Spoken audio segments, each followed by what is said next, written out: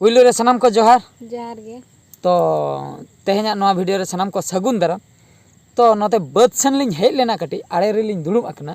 तो ना बद को नेल बाड़ा कातेन अडिगान कथा लिंग उयहर भावना के अडिगान बद निये धाव बाको चासका सरी से बांग फाका गया माने पुड़िया गया अडिगान बद नेल बाड़ा के लिंग बाको चासका मेनखान आले दो हां ले चासका आले दोले चासका तो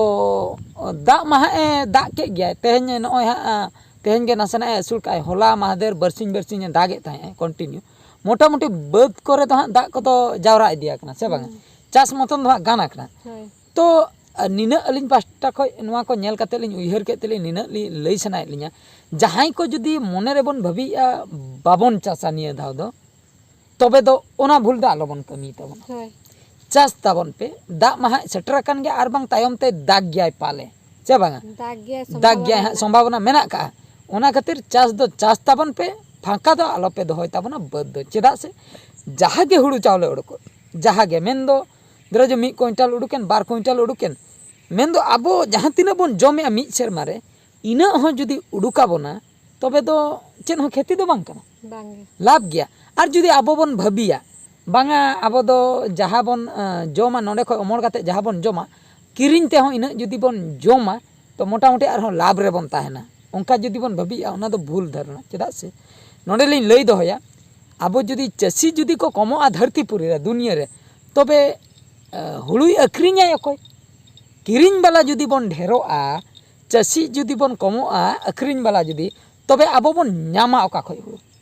आबो जे किरिन काते बन जमा न्यामा बन ओका खय ओना खातिर आबो जुदी बन चासा आबो लाइक जुदी आबो बन असुलेना जाहु 10 कुड़िया उनते हानते नाते तो ताहेन गया ओका धाव चंग नासना लाभ ताहेना नासना लॉस ताहेना ओना इदी काते दो बाबन भाबी मा बाबन आलोबन अड़िसो मा ओना को इदी काते दो आलोबन उयहर अचुर मा मेनकान नोआ दो निना प्रॉफिट दो बन न्यामा आबो बद खय आबो बन असुलेना ओंका गे जे जहार बद खय जुदी जतोर को असुलोआ तो अडिगान होड़ा जे बद बैहर बनुआ उनको दो किरिन कातेन को जम दाड़िया से बांगा आबो काबन अक्रिन जहां मारांग चासी उनको जहां तिना को जमा ओंडे खय बर्तिया जहां ओना दो को अक्रिन्या ओने ओना अक्रिन हुड़ु गे एटा को किरिन कातेन उनको को असुलोआ जहां बद बैहर बनुआ आर बद बैहर ताहे तुलु जुदी आबो बाबन चासा तबे दो आबो जे किरिन बन सेनोआ ओंडे हुड़ु स्टॉक ताहेना तबे तो आबो दहा किरिन ते दो बन न्यामा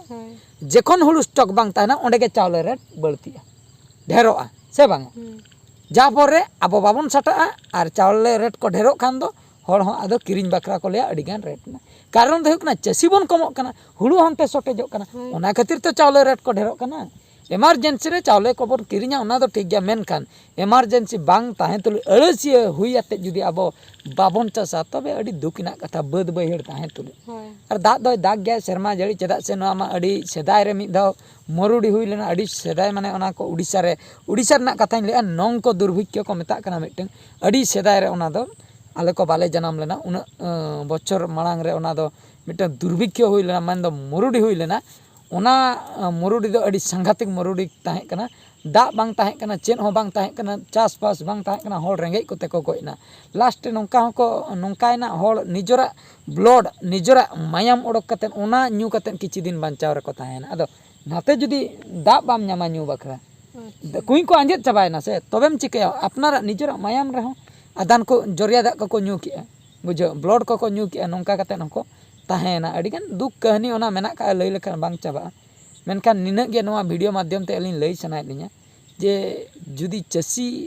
कना बन आर बांग बद बैहड़ जुदी मेना ताबना कम बेसी जहां तिना गे हुयन जहां गे तो न्यामोआ जहां गे तो तुरुई चांदो बखरा चावले न्यामोआ मि शर्मा बखरा न्यामोआ आर बांग बार पे चांदो बखरा न्यामोआ से बांगा ओना खातिर चास दो निहति लगती गे नोडे खय अलिन निया फाइनल अलिना ओपिनियन ताहेना जे चास तो निहति गे लगती और नोआ को कथा इदी कतन ओकोय को ओकाले का पे भाबी ताबोना ओना कमेंट कतन बड़ाय हचोलिन पे जे बद बैहड़ ताहे तुलुई चास तो निहति लगती से बांगा से बद बैहड़ इनके गे ताहेना और अडिगान होड़ हा निया कथा को लया दा आलेसन बनुआ दा दो बनुआ दा बांग ताहेना मिटन प्रोसीड्यूर हुयु कना जे आबो ओने जो रोहड़ बद रे सी कतन हुड़ु होबन एर दाड़िया एर कतन तायम ते दागाय दा बड़ा कते ओना हो अमनआ अमन तायम ओना को हेड़हेन बड़ा कतन तायम ते ओना हो मिटन हुड़ु दारे को हराआ ओंडे खय हो हुड़ु अमनोग गया से बांगा और दाग तहन कान मा ओना मा तोड़ा कतेन जहाँ लेका रोहय कतेन हुड़ू इया कथा ओना मा बन कोराव गया मेनखान दाग बांग तहन रे हाना हो मिटन प्रोसीडियर आले सेड रेन दो को उनका का हुड़ू को एर बड़ा का भागी दारे बड़ा कान गया एटकेटने दो चेन हो बांगा मेनखान आदो चेन दाग बांग तहन कान मा ओना प्रोसीडियर हो अपनार हुआ ओना हर हो अपनार हुआ चेचेद तो ओना खातिर चास दो निहती के लगती नोआ गे अलिंग पास्टा को ताहेना लई मिटन संदेश लिंग एम के और जहाँ जुदी बन भावी बाबन चासा ने निये कथा नासना बन उयहर तिगमा जुदी बाबन चासा किरिኛबन जुदी किरिñ जुदी बाबन ᱧᱟᱢᱟ आबो लेका गे जुदी झतो दुनिया रिन हर को भाबिया निये धा बाय दा का बाबन चासा तबे दो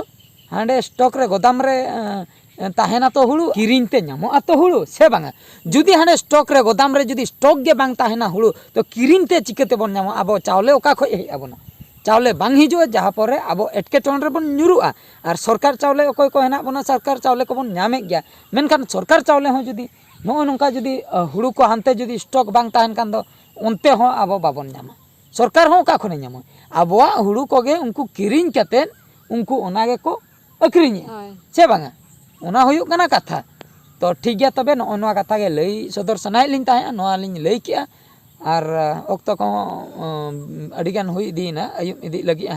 अलिन हो ओड़ा सेन लिन सेनोआ सिम को सुक्री को मेरम को बाहर से रहना को उनको को खड़ हुयुआ आले हो 2 मीटर सिम सुक्री को मेना को तले सुक्री दो को कम गया